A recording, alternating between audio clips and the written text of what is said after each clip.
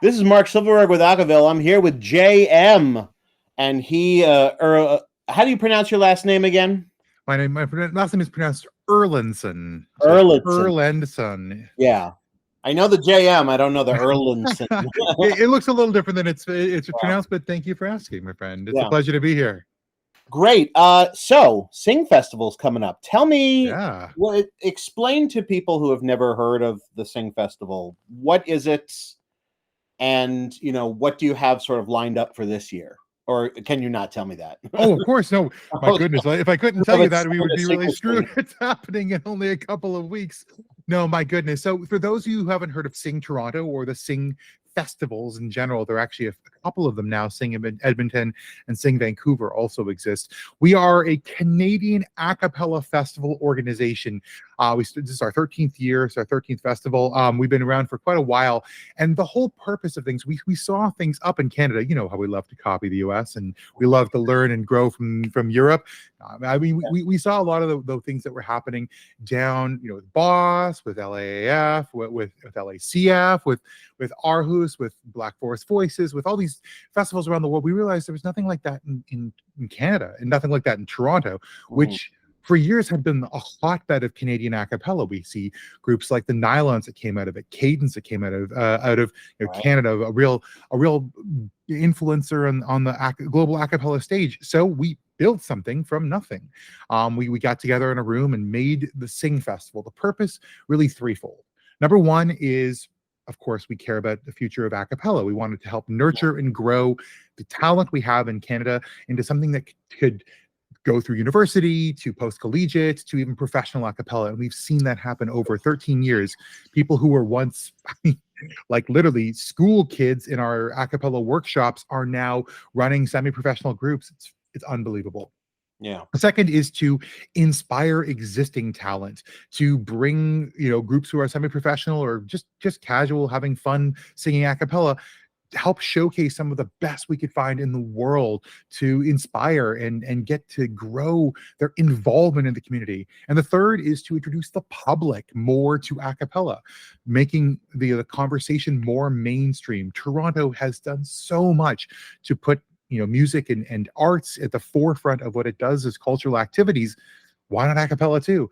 And so for the last 13 years, we've made something really cool every year in May and June here in downtown Toronto to showcase some of the best from around the world, some of the best from Toronto and from Canada to everyone. And I think we really hit it on the mark this year. Lots of amazing things happening.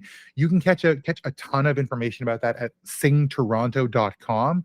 But we've got free concerts. We've got great featured concerts with different community groups and with different professional level groups from around Canada and around the world. So some highlights include, so I'm performing a couple times at the festival, which is great. We have a group from Vancouver, which is the folks who help run Sing Vancouver, coming over on May 26th, Sunday, May 26th. We have Countermeasure, my group, and Quayside Voices, a group from Vancouver who are coming in.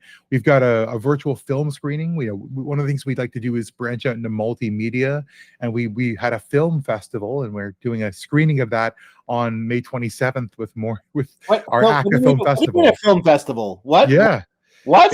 it's so what it is it's three short films that were co-created alongside a cappella music that scored them. And so we have this really new and interesting combination of visual medium plus completely new composition of a cappella, and it's created really cool pieces. In fact, we saw one of the pieces that was created for the film festival, Overgrown by Kylea Scott Grimes, get brought into our national broadcaster CBC Gem, and there are film archives. So it's fantastic. It's just really cool to see these things growing. And then of course we have My really mind cool is stuff. like Yeah, blown right now. I mean, I can't believe that these things happen, but we have wonderful support from a variety of government agencies, Right. including, we see Heritage Canada, we see the Ontario Music Development Corporation, or Ontario Creates, as it's now called, Canada Council for the Arts, Ontario Arts Council, Toronto Arts Council. So many of these fantastic organizations support us. That lets us do these really experimental and weird things that actually find an audience, which we love.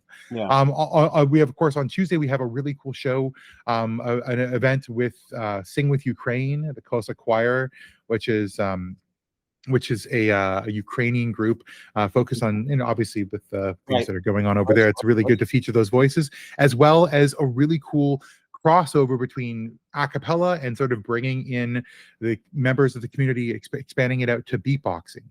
So we have a weird multimedia, a really cool multimedia event that includes live painting scored by a cappella and beatboxers. That I actually have Really seen. cool. It's really cool. I actually have seen that once. And then on Friday and Saturday, we have something that's really unique. And there's not much that's happening around the world like this. We are partnering with Beatbox Canada, and as an extension with Swiss Beatbox. If you're familiar with the beatboxing community, that's the biggest name in beatboxing. To have a qualifying event, so an all from the mouth beatbox event, which is a qualifying event and competition that whose winner gets to go and get a slot at the Grand Beatbox Battle. Right. So it's great, the Great Northern Beatbox Battle on Friday, Saturday, and finishing off on Sunday. And of course, our festival concludes with a Pride event, Sing with Pride, on Sunday, June 2nd. Everything's really timely for us. Yeah. And celebrating with singing out with our LGBTQ2S plus choir, as well as our Slate Music Legacy Award winner, Charlotte Moore. And you can find out more about her through our announcements and on our website. But she's one of the Canadian musical theater icons. And every year we present this Legacy Award.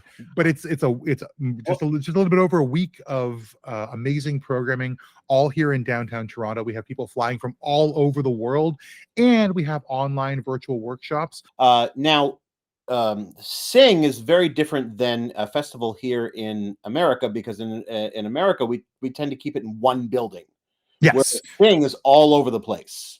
Well, the Toronto is full of really amazing venues. Yeah, it's rich with like cultural heritage. So we're moving from the Redwood Theater to the concert hall to all over the city. I mean, we have historically at times tried to centralize it in one space. We found that accessibility was less. There are people who are located all over the city. How is now? Speaking of competition, you did hold a competition, the Stairway Sing. We did. How did that?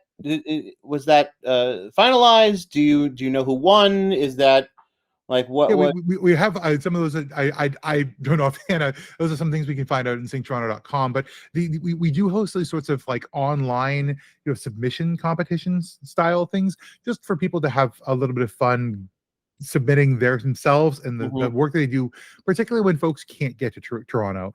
We'd like to be able to involve the community. I know that there's festivals all year long, all over the world, but we're the one in May and June, end of May, early June, that gives people another access points for their stuff. It's also at the very end of the academic year. So if your choir or your a cappella group really nailed it, you really have like maybe a competition ready piece that you wanted to see reflected in an acoustic performance, the kind that you'd see on TikTok, this is a great way to showcase what you're able to achieve. Yeah, I thought that was a very clever idea, because that's what most people are doing these days. Yeah, we're trying to go with trends. I mean, geez, I gotta say, TikTok has been such a boon to a lot of a cappella groups, because it's given them access to this short format. I mean, I know I know you've arranged music, and getting a 3.5 minute piece versus a 30 to 50 second piece, a little bit of a less burden. And also, I know you've been in the studio many times. Think about the dollars per minute to record a high quality thing. Take it down to in the order of seconds, you can get something a lot better. Let's talk about Countermeasure for a second. Sure. One of my favorites. So I've been to Sing, and I believe it was the year right after you took second for the Cara for Best Cal Group.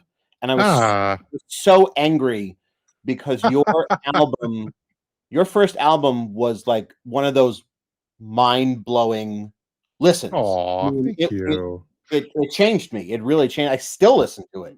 You've made some pretty big strides. Tell me, where's Countermeasure been? Like, what are you doing?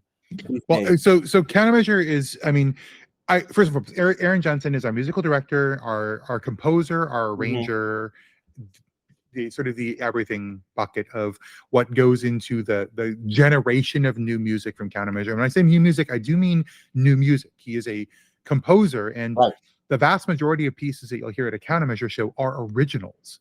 We do a small number of targeted covers, but most of what we do is original music. Over the course of the early pandemic, I went through a series of very very harmful and but important medical treatments in order to save my life, and it was a very weird time for me. And Aaron and I had a lot of conversations. He was really a part of both sort of capturing the story and also being a part of the recovery process. I mean, a cappella saved my life. That's what I like to say, and it's not an exaggeration. But I will say that story, that's this idea of I will, a commitment for a promise for the future, was a part of generating a story that became a song.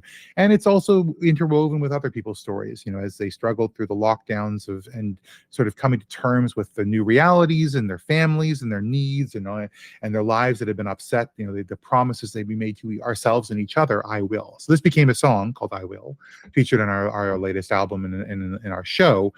And Aaron took a couple big swings with that. You know, this is the idea of you know, what has Aaron been doing to bring things together? And the answer is he's been taking chances that a cappella is a core idea of harmony, but it is by its nature restrictive without instruments.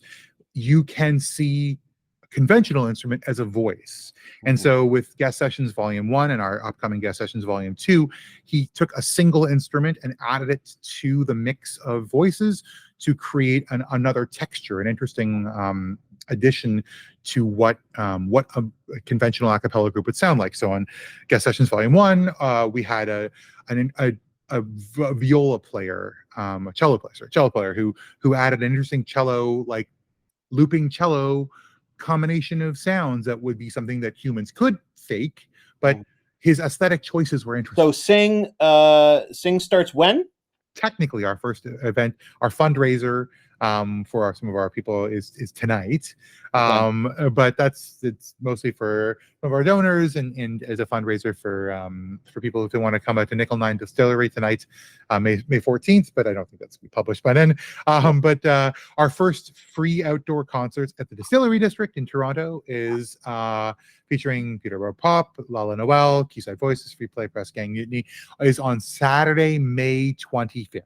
Saturday, May 25th. If you're in Toronto, please come on out to the Distillery District from 12 to 4:30, Saturday, May 25th. And we go all the way from Saturday, May 25th, all the way till Sunday, June 2nd. Well, as someone who has been there, it's very much worth it. Oh my God. Thank you, my friend. Thank you so much for talking to me, JM. I really appreciate it. Good luck with your concert. It's great to talk to you again.